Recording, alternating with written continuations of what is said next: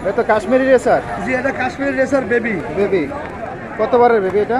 এটা একেবারে জিরো পর। একেবারে জিরো পর। জি। আচ্ছা, এটার সম্বন্ধে বিস্তারিত একটু বলেন আমাকে।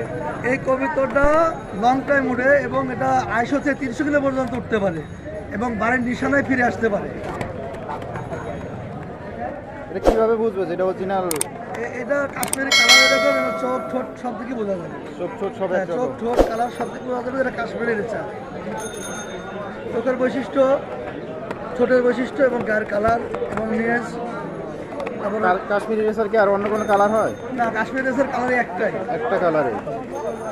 তাহলে 300 কিলোমিটার উঠতে পারবে? 250 থেকে 300 কিলো পর্যন্ত উড়ে এসে নিজের বাড়িতে আসতে পারবে। আচ্ছা, কেউ যদি আপনার কাছে চাহিদা করে, আপনি কি দিতে পারবেন এই কালারের এবং এই কাশ্মীরি রেসার? অবশ্যই দিতে পারবো।